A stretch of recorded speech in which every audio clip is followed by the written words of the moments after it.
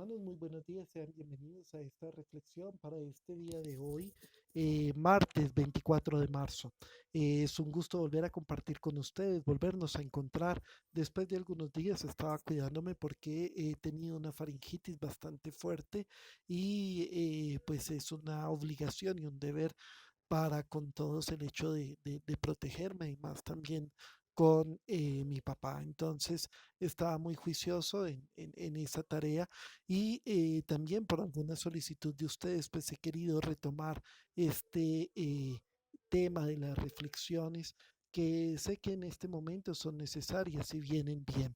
Queridos hermanos, para hoy la liturgia nos propone dos textos que en mi opinión son maravillosos, son muy profundos, son muy bonitos y nos vienen muy bien para estos momentos que estamos viviendo. El primero de ellos está tomado de el texto de el profeta Ezequiel y nos ubicamos en la segunda parte del libro de Ezequiel, en donde ya se empieza a desarrollar la teología de la esperanza y la teología de la misericordia.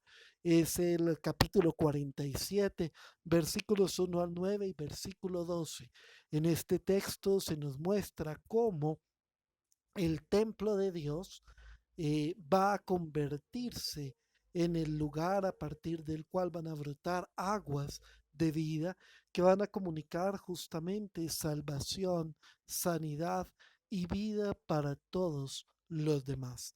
Y quiero, hermanos, que no lo miremos desde un punto de vista mágico.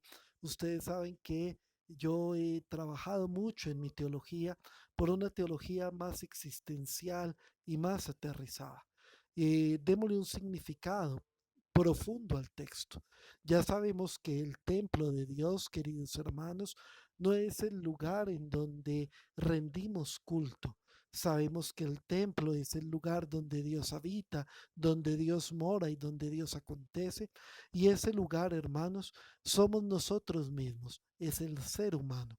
Dios habita en nosotros, existe en nosotros. En nosotros hay vida divina y esa vida divina está dada en nuestras facultades, en nuestros dones y especialmente en la capacidad de amar.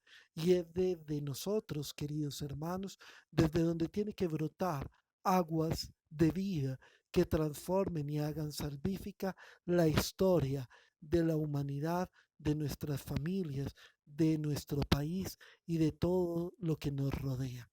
Queridos hermanos, también podemos ver cómo la voluntad de Dios es siempre la salvación, es siempre el bienestar. No podemos seguir con esas posturas, lecturas y enseñanzas teológicas que quieren ver en lo que está pasando, por ejemplo, con el coronavirus, un castigo de Dios o una prueba de Dios o la voluntad de Dios.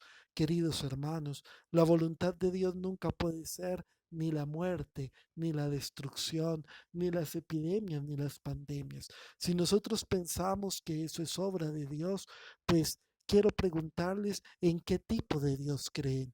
¿Sería un Dios vengador, un Dios castigador, un Dios incapaz de conmoverse, un Dios incapaz de comprender la naturaleza humana, un Dios que sería realmente un ser malvado, un ser perverso? Pero ese no es el Dios que nos fue revelado en Jesucristo. El Dios que nos fue revelado en Jesucristo, hermanos, es un Dios de amor, es un Dios de bondad, es un Dios de misericordia, es un Dios que nos invita a la plenitud, es un Dios que quiere comunicarnos vida y salvación. Y esa vida y salvación nos las va comunicando y la va construyendo por medio de seres humanos mismos. Recordemos que lo humano acontece en lo humano por medio de lo humano. Eso es lo que se manifiesta en el sacramento, en el misterio, perdón, de la encarnación, y es lo que hoy les quiero mostrar con esta lectura y con esta interpretación de esa lectura.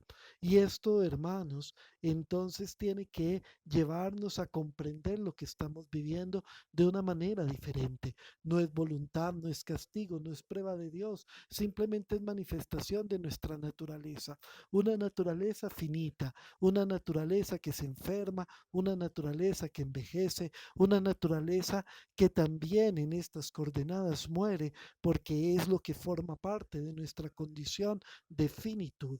Pero Dios asume esa condición y a partir de ella empieza a transformar esa historia en una historia de plenificación, en una historia de perfeccionamiento, en una historia de vida. Y hermanos, justamente a eso es a lo que estamos invitados. Y este texto entonces se une de una manera impresionante con el Evangelio que se nos propone, tomado de San Juan en el capítulo 5, versículo del 1 al 16. Se nos habla de un hombre que llevaba 38 años enfermo y se encontraba en la piscina que llamaban la de Bethesda.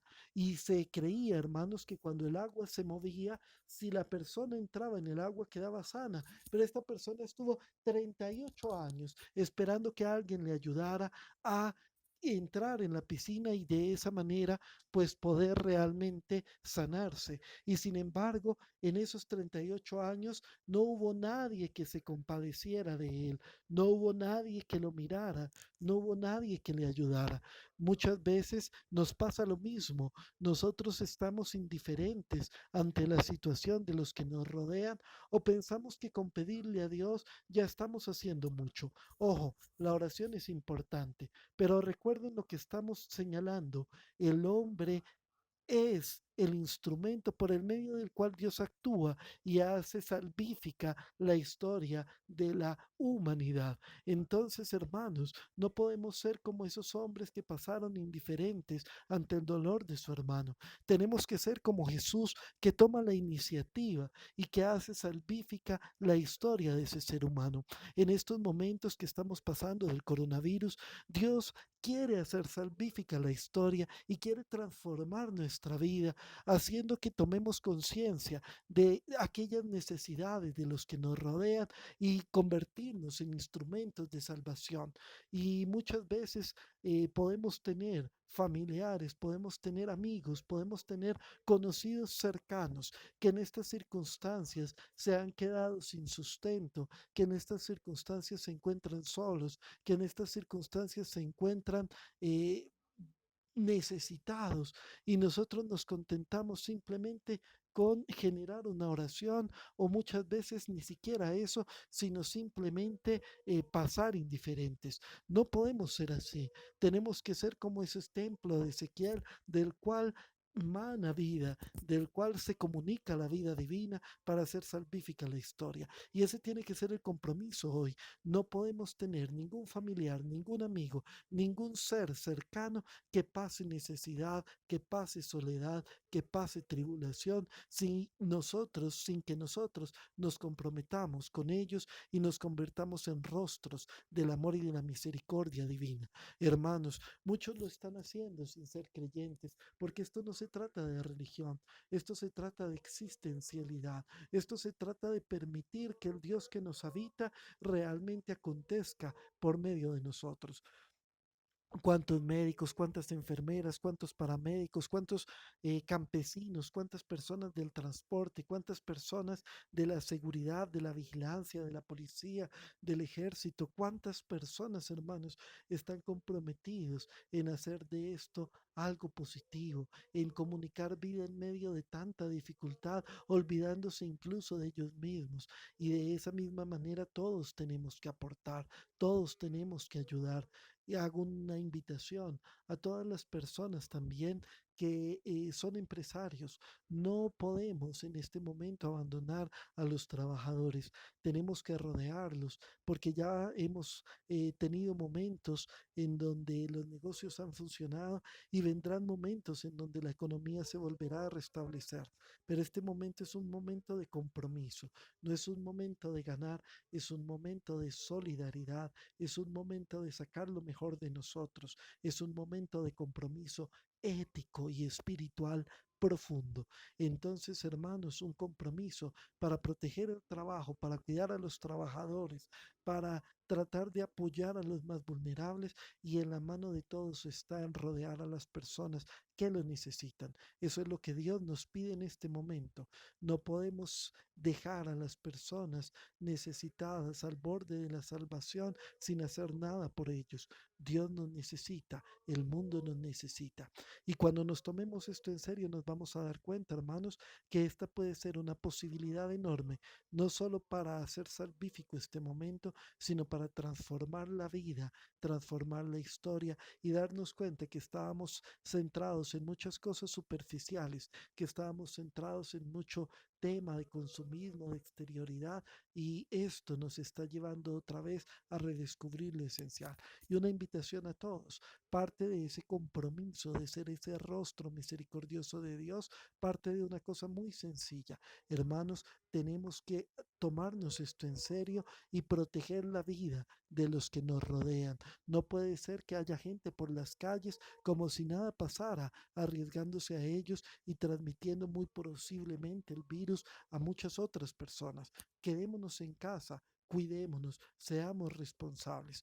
No es posible que lo que están haciendo los gobernantes con mucho esfuerzo de tratar de proteger la vida y la existencia de todos nosotros se vaya a la basura por ignorancia y por irresponsabilidad. Hermanos, todos tenemos que ser esa presencia de Dios que hace salvífica la historia en este momento. Pidámosle a Dios, hermanos, que nos siga bendiciendo. Pidámosle a Dios, hermanos, que todos los médicos, que todas las personas que en este momento están entregando su vida reciban de Dios toda la gracia, toda la fuerza y toda la sabiduría para que lo sigan haciendo. Y pidámosle, hermanos, a Dios que descubramos la manera en la que podemos entregarnos, en la que podemos ayudar, en la que podemos servir en este momento para que también nosotros hagamos salvífica la historia y este momento que nos está tocando vivir como país. Que Dios nos bendiga. Muchas gracias.